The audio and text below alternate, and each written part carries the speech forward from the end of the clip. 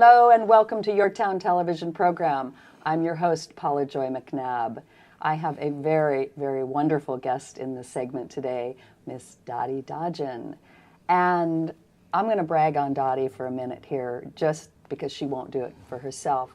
I had the privilege of meeting Dottie this past year at Spanish Bay, where she delights and entertains us on Thursday evenings, and we'll tell you more about that later. But she's an inspiration. She is a living legend in music and a leader for women in music. I welcome you to the program, Dottie. Thank you so much for getting up early.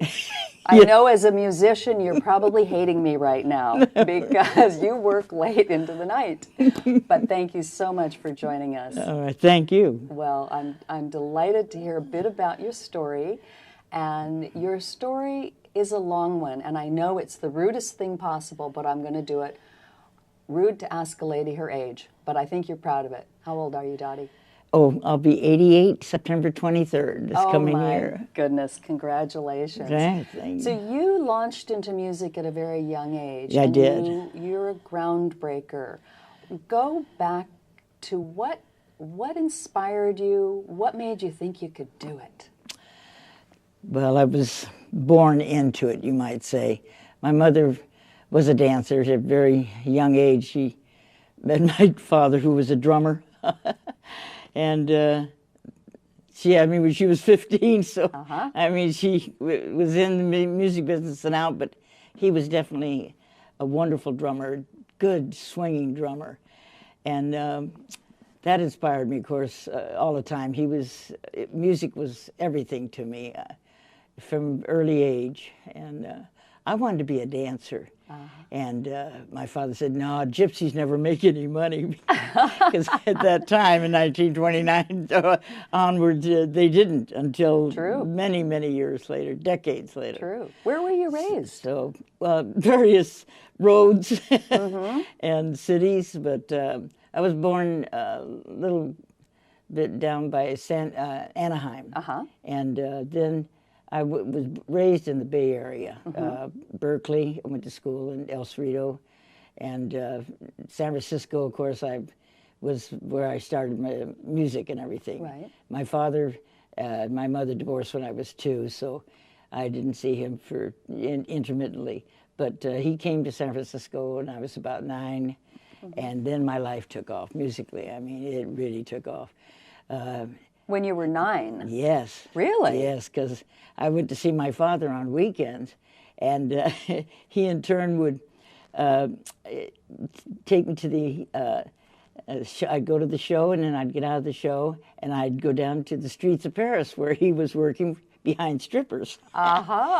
They would sneak me down between the legs of the doorman and down the stairs into the girls' dressing room. And they'd set me up on the little chair and put powder on me. And I thought it was great. Boy, showbiz. Oh, great. At 9 years old? At 9. Wow. And then my father didn't, he worked till almost 2. I guess they'd get off at 1, and then we'd go to Original Joe's and have, he'd have a steak. That's when he'd have his meal, actually. Of course. And then we'd sit up in his hotel room, and he'd play records for me. And he'd play wonderful big band things. Billie Holiday was the first influence I ever had. She was just so soulful. And he gave me some great lessons, one-liners. He'd say, now you can ask me a question before I play the record or after, but never, never talk when it's going on. Don't ask me anything while it's going on. So that was great because I didn't want to talk. I wanted to listen to everything. So he really trained your ear to listen. So that would be good advice for a young person or anybody. Yeah, really.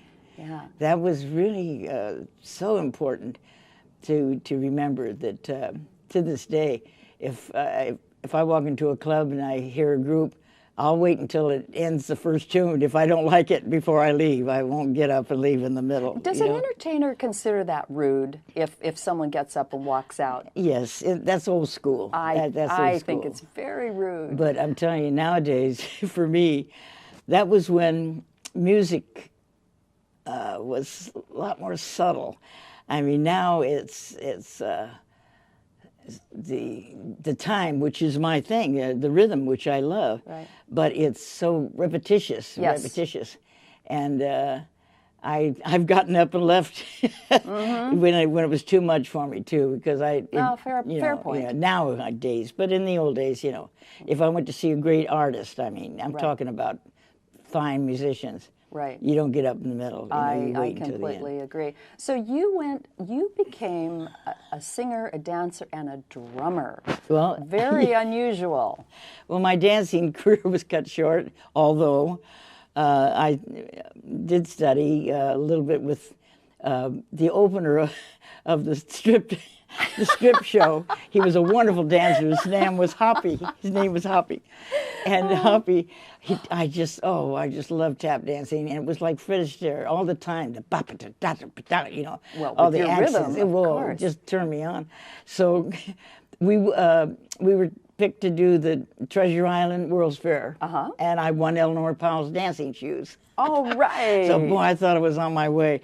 My father says, that's what he said, forget about it, gypsies never make you money. Right. You better be a singer. So I thought, okay, I didn't know I had a choice, really. But I loved singing, Yes. Like I said, he had played me all these wonderful records and to listen, and it was just at that time, I'm so happy I was born in that era, because it was a wonderful musical era to be born in. It was, everybody listened to one another.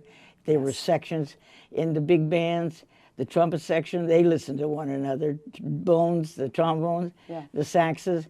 It was a unit, and people put this unit together and made beautiful music. I mean, and from the heart. It was exciting, So you went to New York at a pretty young age. No, actually, no.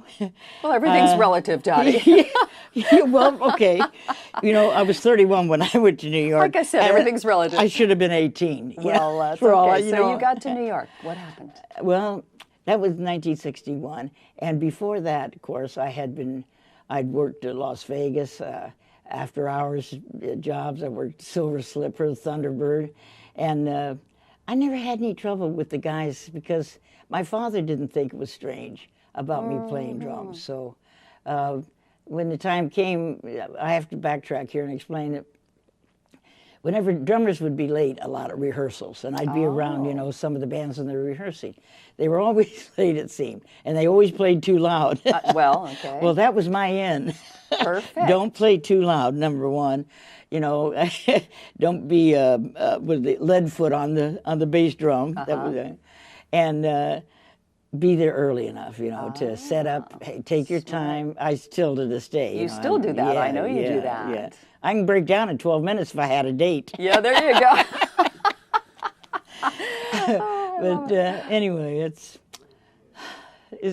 So you went to New York. I went to New York, and but I have to backtrack because of how I got there is so important. My husband, my ex-husband, he was with 5 of Benny Goodman's band, a wonderful alto player, all the flutes, really beautiful musician. So he's on the road, and I'm working in Las Vegas. So he arrives, Benny plays the Dunes, and I'm working the Silver Slipper. Well, they're closing up, and the next day, we're going to New York for my first time. But Jerry had already been there, gotten us an apartment, and so I'm all ready, I'm really excited. But they're going to have a jam session after the closing. So they said they hated Benny's drummer. They didn't like Benny's drummer at all. So I think it was Flip Phillips. He said, get Dottie. He said, get Dottie to play this session. So they said, okay. So we're playing, and it's cooking, and we're playing pretty up-tempo. Yeah. And so Benny walks in, and he loved up-tempos. And so he said, mind if I sit in? And everybody said, well, sure, Benny, of course. Wow. So he sat in, and we did. It was, it was really up there, and tempo was really going. And he was just playing, and we had fun. He had fun. I can feel it. And then, boom, it was over. Next day we go to New York. Wow. Now, Benny's opening at Basin Street East, and on the east side. And so they have a rehearsal in the afternoon, sound check and everything. So he tried out a lot of drummers. I was told 14, but somebody else said about 10, but Imagine New York drummers. Wow. So I walk in, and I had been out on Fifth Avenue buying myself a coat at Best. Anyway, I walk in, and Benny spies me. And I used to always carry these kung fu shoes in my purse because heels. I couldn't play in heels. Of course.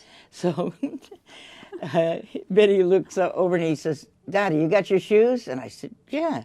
So he goes like this, and I thought, well, we're just going to jam. They're finished with rehearsal. So we get up, and he kicks off a fast tempo. We play it, and he says, "Okay, you start tonight." And I look in, and I look at Jerry, and Jerry looked at me, and he says, and then Benny stops me, and he says, "Wait a minute, tell the manager to come here." He said, "Get her a skirt," he says, and a jacket. He says, like they had Benny Goodman on. And he says, "For tonight." I said, "Wait a minute, Benny." I said, I can't play. I said, in a skirt. I said, "I have to straddle the drums." Right. And he says, "No pants." And I said, "Okay." Okay. So that night, as I got there, I had the photographer, I'd pull him over, and I got behind the drums, and I had him take a picture of my thigh. Nice big picture.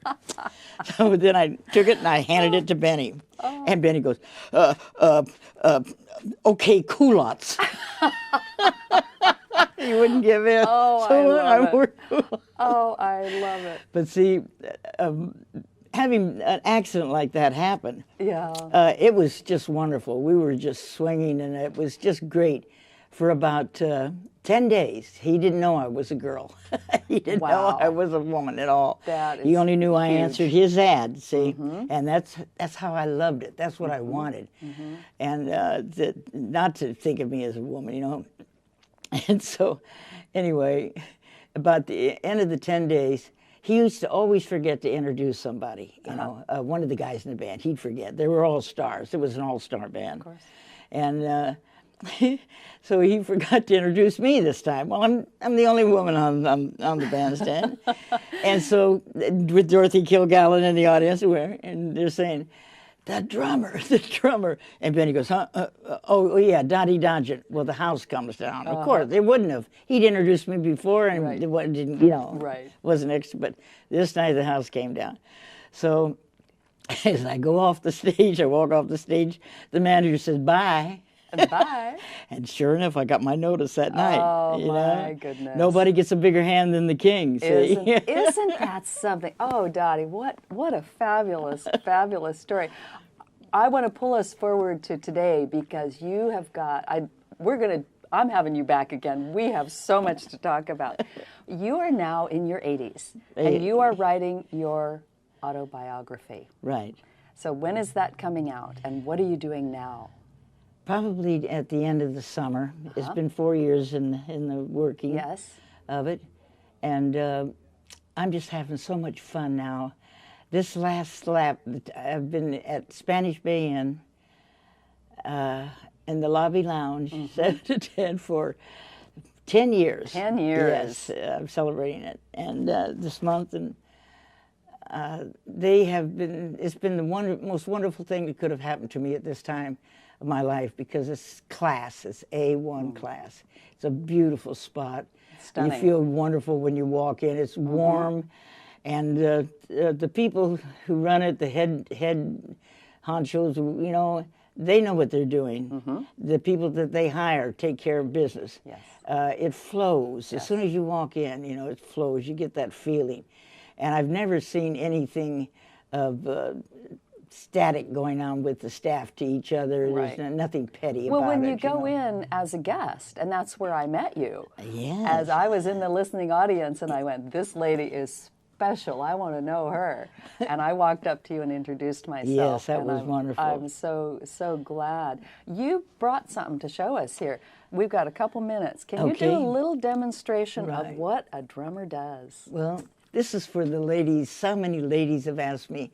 They said, "You know, I always wanted to play drums. My son plays drums." I said, "So, how old is she?" She said, 17. I said, "He goes to school?" "Yeah."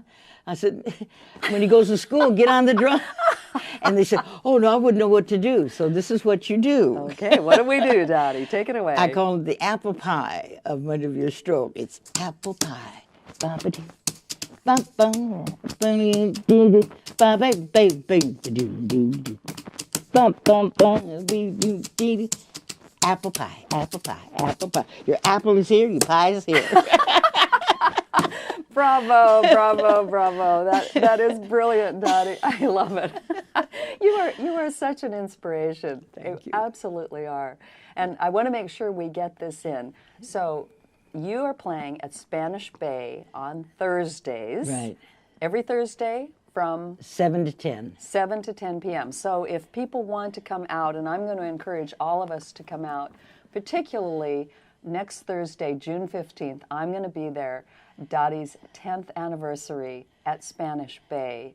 Absolutely, come help us celebrate and join in this amazing woman. I had to get that plug in just in case I ran out of time because I get so excited. I have never said wow so many times in an interview in my life. So, 2 minutes left. What's next for you right now? You're playing, you're working, you're writing. Comme ci, comme ça. Comme ci, comme ça. You take what comes. Yeah, always. Change is good for the soul, Yeah. even though you might not think so at the time.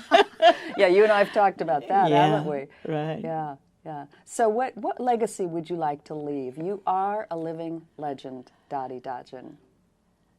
Music is, if you embrace it, is not for everybody. Yeah. But those who do embrace it, I want them to do it wholeheartedly and concentrate every time they're on the stand. No lies. You can't lie on the bandstand. What does that mean when you say that, Dottie? Sometimes the ego gets in the way. Like, let's say the time is, I'm playing one time, it's a piano player, because they're not really listening to the whole thing, the overall sound, see? Yeah. And so they're going for themselves. And so you're never going to groove, you're never going to swing if you think that you're the only one that has the correct time. You know, it takes 3 people to put that time together. I'd like to show that to rhythm sections, how much more fun it could be. Oh, my word. If they would listen to each other a lot more, you know. Interesting, interesting, interesting. Oh, my goodness. Well, I definitely have got more in store for you, young lady. I'm going to have you back later on in the year when your book comes out. All right. If you would be Wonderful. so kind and Yes. gracious. I would love to, I would Paula. be very grateful. And thank you so much for contributing your grace, your charm, your style, and your beauty and your talent, giving us our drumming lesson with our viewing audience. Dottie, thank you so much. Thank you, And Paula. to all our listening and viewing audience out there, what a privilege I've had today with this lovely lady. Do come and support her and honor her and get in an evening of some pretty fabulous music. I'm your host, Paula Joy MacNab, Your Town television program.